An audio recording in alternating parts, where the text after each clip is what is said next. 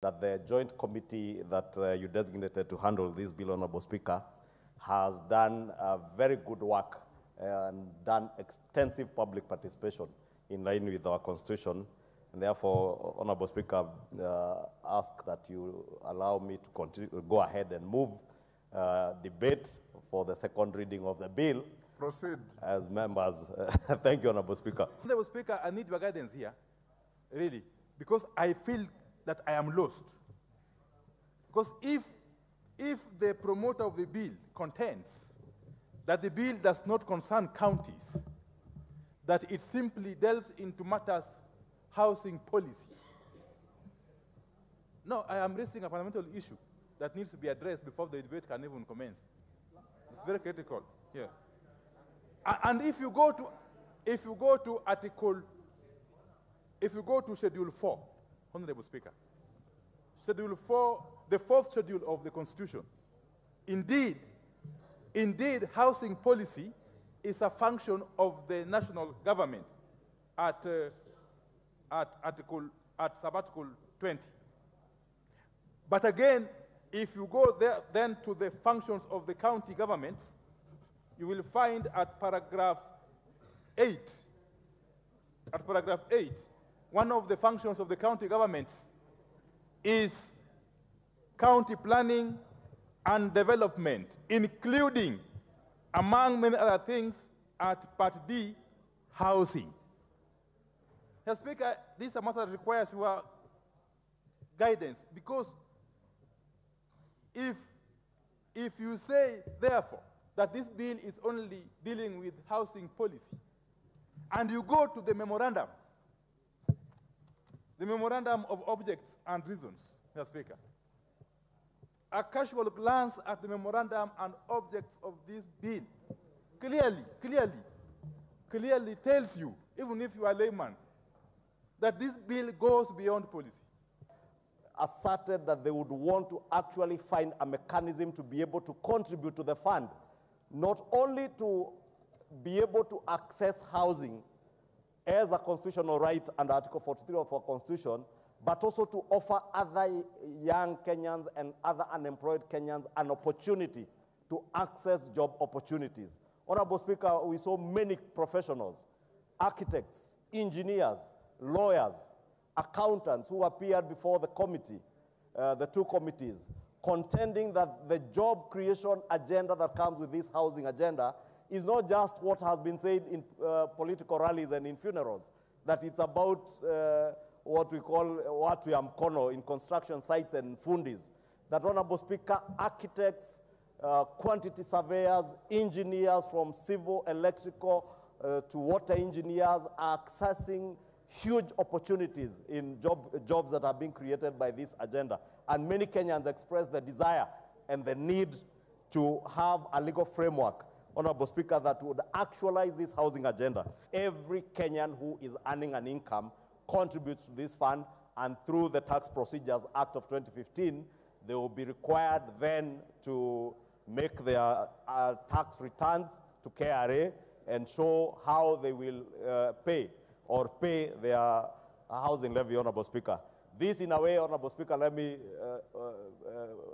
for good manners, take this opportunity to thank the courts, because they have actually made it possible now for government to collect more money. Government initially was to collect only from the salaried people, but we shall now be able to collect more money. In a fund that was envisaged to collect probably 63 billion shillings, we should now be able to collect more money and therefore be able to roll out more projects across the country in all our 47 counties and in all our 290 constituencies. When the court pronounced itself and said there are no further deductions to be made, I was shocked that actually in January my payslip reflects that the government has taken from me 1.5%, and I'm expecting my employer has also paid 1.5%. That is an illegality. So I would like to understand, first thing we need to know is when are we getting our refund, our money back? Madam Speaker, let us discuss this matter and demystify the obsession that Kenya Kwanza seems to have with the issue of houses. And Madam Speaker, it is an obsession because we are fighting to build houses for personal individuals when our children in this country do not even have classes for grade 9, and at the end of this year, junior secondary is supposed to have grade 9. Here we are talking about building houses. We are not a communist country, Madam Speaker. Communist countries are the ones that figure out personal things. We are a capitalist nation. People go to school, and then you go out there and fight for your space and get your resources. So, Madam Speaker, I feel that we seem to be losing the script. But support this bill, Madam Speaker, because affordable housing is a real issue in this country, Madam Speaker. If you go around the country, it's just not in the slums. It's all over the country. The houses people live in, Madam Speaker, you go to some places in Nyanza, some places in the coast, they are not fit for human habitation. And that's why you are saying, Madam Speaker, that government is required by law to ensure that the housing system that's in the country supports dignified lives under Article 25 of the Constitution, Madam Speaker. In the last 8 years, Madam Speaker, we spent $500 billion shillings, Madam Speaker, to build a railway line, but without a single town, without a single industry, without a single city being built on the wake of $500 billion shillings, Madam Speaker. When we built the railway line, Madam Speaker, when we did the railway line, we were importing cement. We even imported sand because we allowed Chinese to bring here prefabricated rolling stock. We allowed Chinese to bring bolts and nuts. We allowed Chinese to bring everything, Madam Speaker. And so I want to request those who will be in charge of implementing this housing fund that, first of all, we must ensure that the procurement is done right. Madam Speaker, personally, I've had an issue with the way we've gone implementing this housing scheme so far, because we want to have your Kali sector benefit from this housing scheme. We want to have our own industries benefit from this scheme, Madam Speaker. And we cannot go to launch a housing scheme in Homa Bay, and we have not prepared the Juakali sector there to prepare the hinges, the doors, the windows, Madam Speaker. You cannot go launching them in Mombasa, and you've not prepared the Juakali there to. Madam Speaker, I support this bill, but I believe that sequencing is going to be key to ensure that the gains that we're going to make in the housing boom goes to the common management, Madam Speaker. Nyumba zikijengwa hapa, mtakuwa nyinyi wa kwanza kupawa hizi nyumba. Mheshimiwa Spika, mpaka leo wakazi wa Buxton nyumba zimetimia, na mimi nilisikia yule ambaye alikuwa amepewa hii contract akisema kuwa mikono yake imefungwa. Aliomba kabisa, nikisikia na masikio yangu, akawa anaomba, nasema basi tuwape hawa watu waliotoka katika hizi nyumba, tuwape kwanza nafasi ya kuingia. Hawakuweza kuregeshwa pale, Mheshimiwa Spika. Nyumba zile zauzwa milioni 7, milioni 5. Mheshimiwa Spika, tusifanye mambo ya danganya toto.